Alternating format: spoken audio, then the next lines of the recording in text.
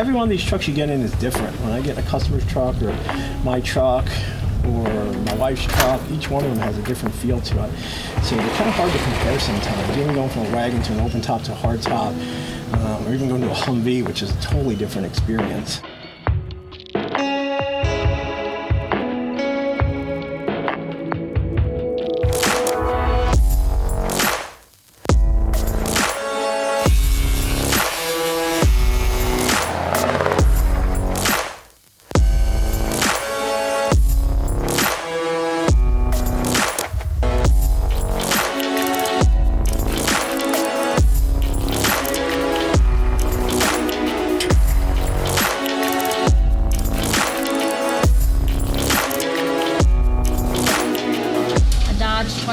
It's a Dodge 2500, you know, and a Hummer has its own little quirks, and it's so funny because the quirks are so consistent that the owners don't even think of them as quirks.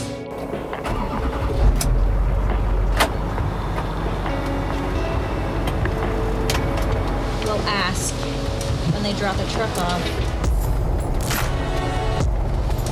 is there anything we should know about the truck? You know, anything crazy that it does and that we should know about? And most people say no. Some of the best ones of those, one of the guys' park didn't work. So he would always put the parking brake on, and he just did it without even thinking about it. But for us, that's a big deal when you go to park a truck and you put it in park and it's still rolling. But to them, it's normal. So it's how their truck behaves. It's part of its personality. I have to get to know the truck. I have to, again, find its little quirks, find its magic, what makes that truck special besides the fact that it's a beautiful machine. What makes it so special? We had our first truck for 3 years before I was able to get a suitable name for it. My first truck that was mine that George got me was super simple because as soon as I got in it, it was a gas, 383, straight pipes, loud. I would wake up the whole neighbors. And every day when I drove off to my crappy corporate job, and I was in love with her. She was my crush, so that was my girl crush, and she was the best. No, I didn't. So the snowplow springs, they're a heavier gauge wire on them, so they support more weight. So generally what happens is you put the weight of the truck on them if you don't have a snowplow on it. They compress less than the standard springs do. So what's nice is a lot of times over standard springs, they might actually end up lifting your truck up a little bit. And then for the people who want to add a coil spacer on top, you've got the extra space to do so.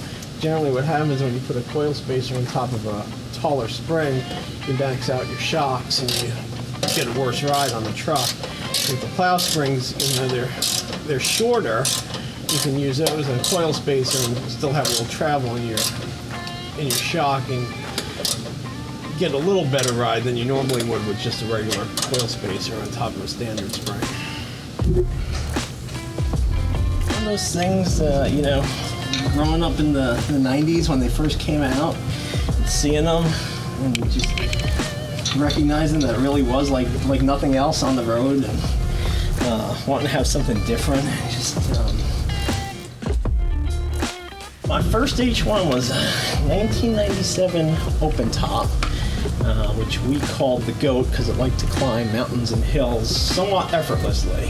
And I was very lucky to get one at the time, not knowing anything about them when I got the first one, and getting a good one. So I had a great experience. It was super reliable. We took it on road trips all over the country and met some great and interesting people.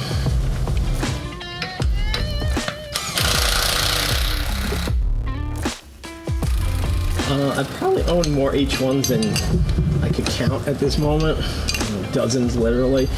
And even though I do buy, sell, and restore them, a lot of them I've owned and driven along the way. I'll put them on the road and actually drive them for a year or two before I sell them.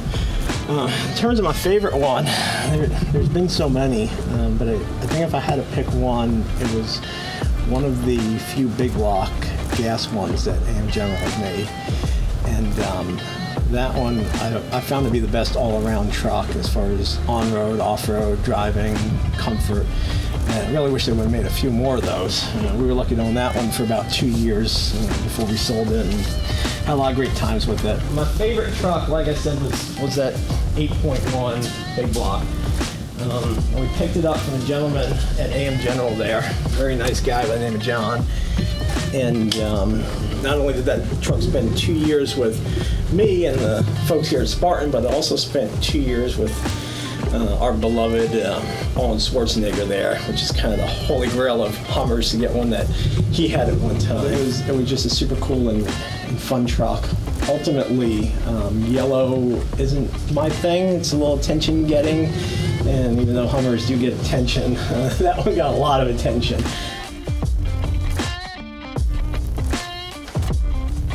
Him and Rebecca were there. I pulled them off of they were working on a truck, and I just bought one, and they kind of laughed at me. I was like, okay, well, I was just so glad, that they decided that I could build a relationship with them to where they would work on my truck in any condition that it came in. They're willing to work on it. When I'm driving, I can use the GPS and stuff on it. But then if I'm busy driving, I can swing it to the other side and let my passenger work on it. It just goes.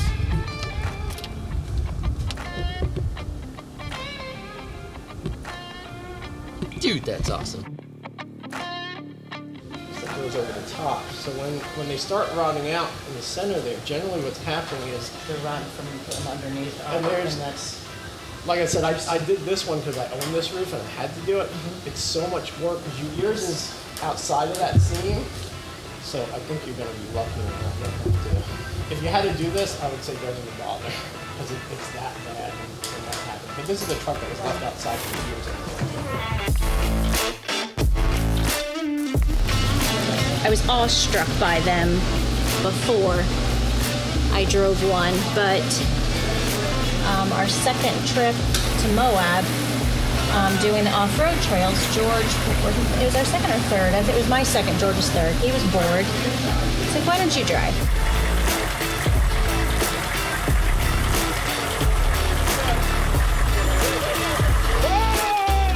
I was a little panicked at first, but when I was able to take that truck and climb a rock the size of some people's homes, it was pretty amazing. And to do it with a stock truck while everybody else was doing it with totally decked out modified trucks was, again, pretty amazing. So I was hooked at that point forever.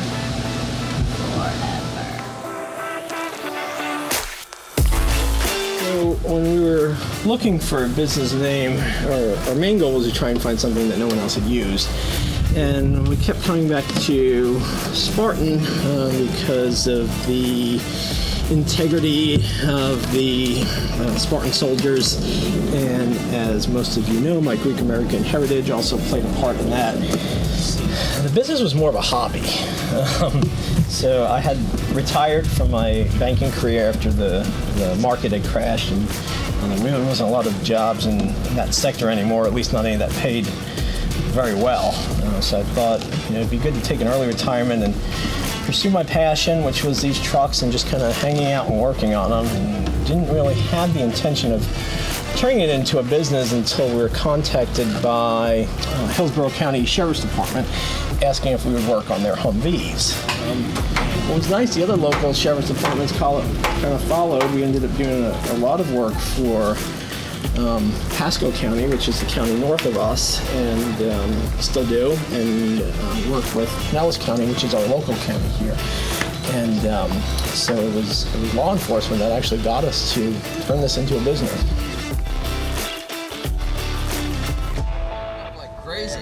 Holy shit. Whose truck is this? Doesn't take care of it. That's Ben's truck. Cut it here, and then we put some piece here at the bottom, attached to this well to this flat piece. Just Cover it. You know what I'm saying? Cover, Yeah. The top there. That was Doesn't get some matter. sticking through the oil. All right, you want a grinder? You want to do it when you get home, or you want to do it now? Yeah, we're right. Okay.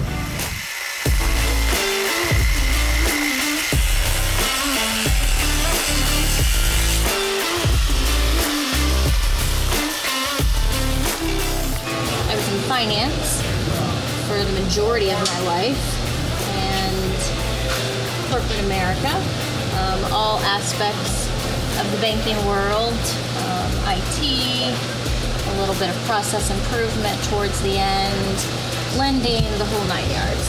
And I had spent my weekends working on the trucks. As I grew up, before all of this, my dad was a mechanic in Navy. He was a machinist mate. And it was a requirement if you were going to have a vehicle that you knew how to take care of the vehicle. Otherwise, if you can't perform basic maintenance, you don't deserve to drive it.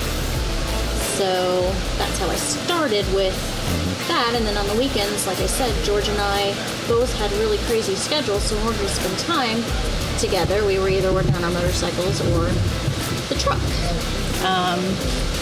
I had taken some time off of work for some medical issues, and while I was out, my position was eliminated, and I ended up with this full time. The phone call when they called me was supposed to be 3 days before I was going back to work after my medical leave. It was on my birthday that they called. And they went through the whole spiel about how the job was no longer there and I was welcome to apply for any other jobs if I wanted to. And then HR is like, do you have any questions? And I'm like, yeah, do you have my folder there? I mean, is it normal for you guys to like let people go on their birthday? And there was just silence. So I felt a little bit of redemption. Luckily, it was one of the best things that ever happened to me. So, best birthday present ever. People who work here and work on these trucks also own and operate these trucks. So when we get in a truck, we can tell right away if something isn't exactly where it's supposed to be, or if something doesn't sound right, or something's squeaking that's not supposed to be squeaking. And also because we've had so many of them and owned so many of them over the years, we know the differences between all the different year models and makes. And there's not really one year that didn't go by that something hadn't been changed on these trucks, sometimes major, sometimes minor. And just being able to do something like even going into this door and knowing that that's not a factory bolt there, you know, and I know that should be a Phillips, and this year too, knowing that, you know, this wasn't from the factory, and you know, this would have been glued on from the factory and things like that. So when we put it back together, we're going to put it back the way that it should be. But knowing any part of your truck that we get into, we're absolutely able to know exactly what should be there, what shouldn't be there, and how it should be. This is the tricky part, is trying to stuff 10 pounds of bologna in a 5-pound sack, so to speak. If you've ever heard that saying before. I just did. Okay.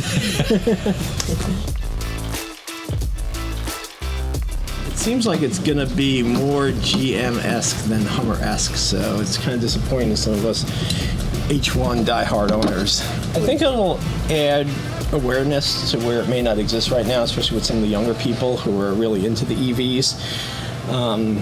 And of course, when they start researching that, and then I think they kind of know about the Hummer brand, but don't know much about it. And you know, with all the information available on the internet at everyone's fingertips at 24/7, I think it's only inevitable that they're going to want to look into the history and see what it was. Even for some of these kids who are driving now, who weren't even alive when these things came out, you know, who, you know, to them, this is a classic car.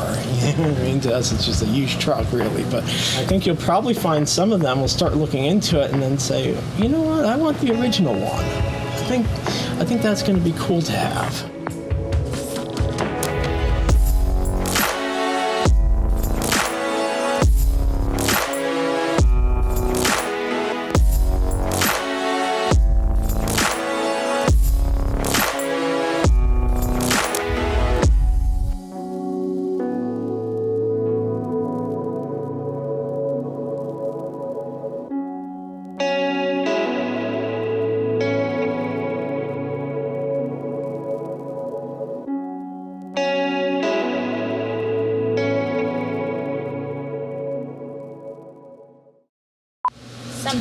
that time.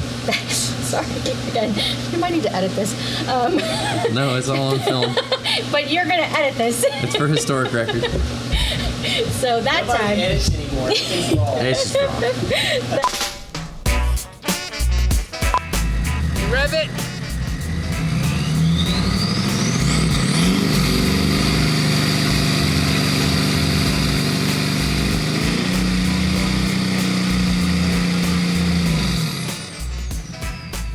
Maybe just like twice.